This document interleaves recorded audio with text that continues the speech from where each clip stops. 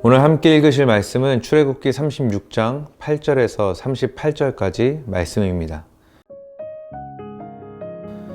일하는 사람 중에 마음이 지혜로운 모든 사람이 열폭 휘장으로 성막을 지었으니 곧 가늘게 꼰 배실과 청색, 자색, 홍색 실로 그룹들을 무늬 놓아 짜서 지은 것이라.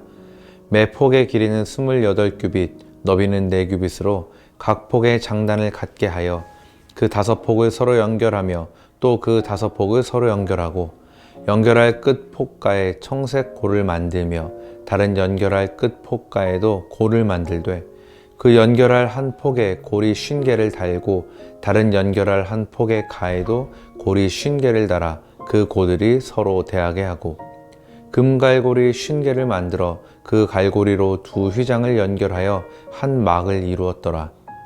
그 성막을 덮는 막 곧 휘장을 염소털로 만들되 11폭을 만들었으니 각 폭의 길이는 30규빗, 너비는 4규빗으로 11폭의 장단을 갖게 하여 그 휘장 5폭을 서로 연결하며 또 6폭을 서로 연결하고 휘장을 연결할 끝 폭가에 고리 50개를 달며 다른 연결할 끝 폭가에도 고리 50개를 달고 놋갈고리 50개를 만들어 그 휘장을 연결하여 한 막이 되게 하고 붉은 물들인 수량의 가죽으로 막의 덮개를 만들고 해달의 가죽으로 그 윗덮개를 만들었더라.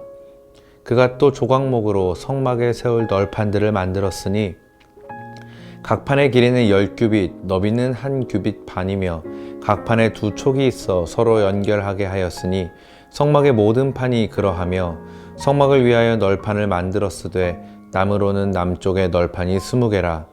그 20개 널판 밑에 은받침 40개를 만들었으되 곧 이 널판 밑에도 두 받침이 그 2촉을 받게 하였고 저 널판 밑에도 그 두 받침이 그 2촉을 받게 하였으며 성막 다른 쪽, 곧 북쪽을 위하여도 널판 20개를 만들고 또 은받침 40개를 만들었으니 곧 이 판 밑에도 받침이 둘이요 저 판 밑에도 받침이 둘이며 장막 뒤, 곧 서쪽을 위하여는 널판 6개를 만들었고 장막 뒤 두 모퉁이 편을 위하여는 널판 2개를 만들되 아래에서부터 위까지 각기 2겹 두께로 하여 윗거리에 이르게 하고 두 모퉁이 쪽을 다 그리하며 그 널판은 8개요 그 받침은 은받침 16개라. 각 널판 밑에 2개씩 이었더라.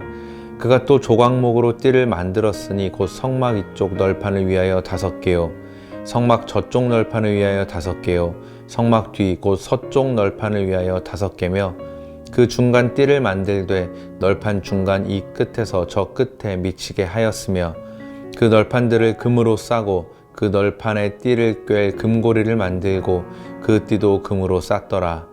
그가 또 청색, 자색, 홍색 실과 가늘게 꼰 배실로 휘장을 짜고 그 위에 그룹들을 정교하게 수놓고 조각목으로 4기둥을 만들어 금으로 쌌으며 그 갈고리는 금으로 기둥의 4받침은 은으로 부어 만들었으며 청색, 자색, 홍색 실과 가늘게 꼰 배실로 수놓아 장막문을 위하여 휘장을 만들고 휘장문의 기둥 5과 그 갈고리를 만들고 기둥머리와 그 가름대를 금으로 쌌으며 그 5받침은 놋이었더라.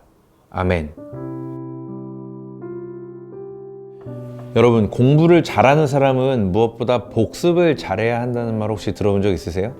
앞에서 한번 배운 내용들이라고 해도 그것이 정말 중요한 내용이라고 한다면 다시 꺼내서 몇 번이고 들여다보고 공부하면서 복습을 해야 그것이 비로소 내 거가 된다는 그런 뜻에서 아마 이런 말들을 많이들 하는 것 같습니다. 제가 갑자기 웬 복습 얘기를 꺼내는가 하면요, 오늘 함께 읽은 본문의 내용, 성막을 건축하는 과정이죠. 이 내용 혹시 어디서 많이 보신 것 같지 않습니까? 네, 앞서 출애굽기 26장 1절에서 37절에 기록된 내용이 거의 그대로 반복해서 나오고 있는 거거든요. 26장에서 하나님께서 성막을 이렇게 만들어라 하시는 내용을 그대로 기록했던 모세는 오늘 본문에서는 그래서 실제로 이스라엘이 성막을 이렇게 만들었다 하는 내용들에 대해서 앞서 기록된 말씀들을 거의 그대로 다시 한번 적는 수고를 감당하면서까지 굉장히 상세하게 기록하고 있는 것을 봅니다. 자, 왜 그랬을까요? 왜 모세는 이것을 그렇게도 자세하게 반복해서 적어두어야만 했을까요? 여러 가지 이유가 있겠지만 가장 먼저로는 이스라엘이 이렇게 하나님의 말씀에 잘 순종해서 성막을 만들었다라는 것을 아주 확실하게 보여주기 위함, 이것이 아마 가장 큰 이유였을 것 같습니다. 우리가 잘 아는 것처럼 이 본문 앞쪽에서 어떤 중요한 사건이 있었죠? 네, 금송아지 사건이 있었습니다. 금송아지 사건을 통해 하나님을 배신하는 엄청난 패배를 경험하고 또 그 죄의 대가를 톡톡히 치른 이스라엘은 하나님께 완전히 버림받을 뻔하다가 하나님의 크신 은혜와 자비로 34장에서 겨우겨우 하나님과의 언약을 다시 갱신할 수 있게 됩니다. 그래서 이제 이스라엘은 두 번 다시 같은 실수를 반복하지 않기 위해서라도 하나님의 말씀 앞에 한치의 오차도 없이 아주 완벽한 순종을 보여야만 했습니다. 그래서 이렇게 이스라엘이 철저하게 순종해서 말씀에 대해 한치의 오차도 없이 성막을 세워갔음을 강조하기 위해서 모세는 앞서 26장에 나오는 말씀을 여기 다시 한번 거의 그대로 기록을 한 겁니다. 그러니까 그대로 잘 지켰다는 걸 보여주는 거죠. 자, 그리고 또 한 가지, 이게 바로 제가 오늘 여러분과 함께 나누고 싶은 마음이기도 한데요.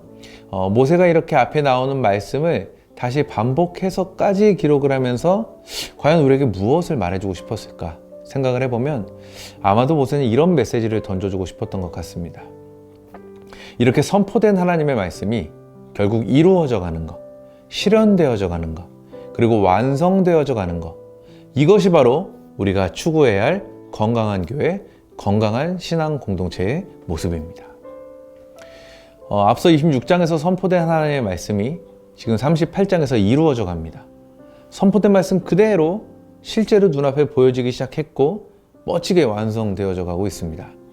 정말 가슴 벅찬 일이지 않습니까? 물론 여기에 수많은 사람들의 수고가 있었을 것이고 또 많은 헌신과 땀 흘림이 있었을 겁니다. 말씀 앞에 있는 그대로 순종하기 위해 나무를 자르고 또 다듬고 대장간에서 열심히 땀을 흘리며 막 그 정교한 작업에 온 힘을 쏟고 그렇게 하나하나 말씀대로 완성해가는 그 과정을 통해서 모세는 단순히 눈에 보이는 성막, 물리적인 공간만을 세워간 것이 아니라 이런 과정들을 통해 진정한 의미의 교회를 세우고 진짜 아름다운 믿음의 공동체를 세워갔다는 것을 기억하시기 바랍니다. 사랑하는 청년 여러분, 우리가 진짜 교회를 세워가고 싶다면, 진짜 건강하고 아름다운 신앙 공동체를 세워가고 싶다면 해야 할 일은 결국 하나입니다. 하나님의 말씀을 받고 그 말씀을 온전히 이루어내는 것. 그 일이 이루어지는 바로 그곳에서 하나님의 거룩하신 영광을 드러내는 진짜 교회, 진짜 공동체가 멋지게 세워질 것입니다.